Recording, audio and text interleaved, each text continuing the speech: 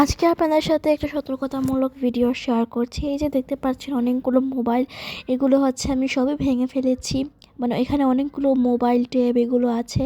তো আমরা যখন হচ্ছে মোবাইল ইউজ করে হচ্ছে কাউকে দিয়ে দেই বা এমনিতেই রেখে দেই, এই মোবাইলগুলোর মধ্যে কিন্তু আমাদের অনেক প্রকার ডাটা থেকে যায়। তো এইগুলো হচ্ছে একজনের কাছ থেকে অন্যজনের কাছে চলে যেতে পারে। তো এটা আমাদের জন্য একটু ক্ষতির কারণ হতে পারে। তো এইভাবে হচ্ছে আপনারা এগুলোকে ভেঙে ফেলবেন, তাহলে আর কোনো ক্ষতির কোনো সম্ভাবনাই থাকবে না। তারপর হচ্ছে এদিকে হচ্ছে একটু বড়ই ভর্তা বানাচ্ছিলাম, তা ভাবলাম আপনাদের সাথে একটু শেয়ার করি। তো এখানে দেখতে পাচ্ছেন ধনিয়া পাতা, কাঁচামরিচ নিয়ে নিয়েছি, তারপর হচ্ছে রসুন, আর এই যে দেখতে পাচ্ছেন পাকা বড়ইগুলো। এই বড়ইগুলো হচ্ছে অনেক মিষ্টি ছিল, আর ভর্তার জন্য কিন্তু একটু টক বড়ই হলে ভালো হয়, বাট এই বড়ইগুলো হচ্ছে একটু মিষ্টি টাইপের ছিল। তো এই তো দেখতে পাচ্ছেন। আর কারা কারা বড়ি ভর্তা অনেক পছন্দ করেন আমাকে কমেন্ট করে জানাবেন। বড়ি ভর্তা কিন্তু আমার অনেক বেশি ভালো লাগে।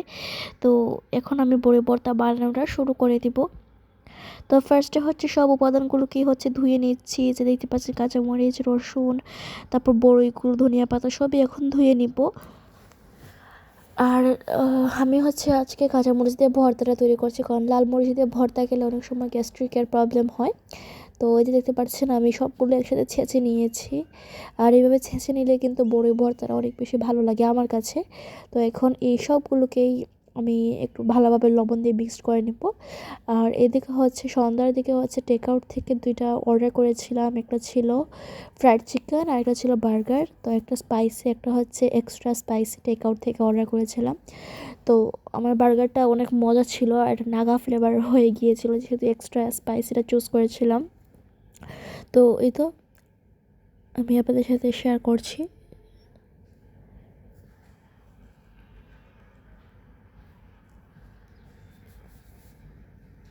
এই যে এটা ছিল আমার বার্গারের বক্সটা, আর এটা হচ্ছে ফ্রাইড চিকেনের।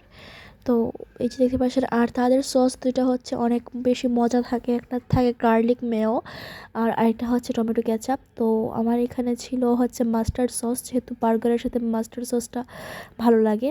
তো এই তো দেখতে পাচ্ছেন আমার বার্গারটা। আর এটা যেহেতু এক্সট্রিম স্পাইসিটা চুজ করেছিলাম, সো এটা একটু বেশি ঝাল হয়ে গিয়েছিল, আমি হচ্ছে দুইবারে খেয়েছিলাম এটা। তো এই তো এগুলোই হচ্ছে সন্ধ্যার নাস্তা হিসাবে অর্ডার করেছিলাম আর কি।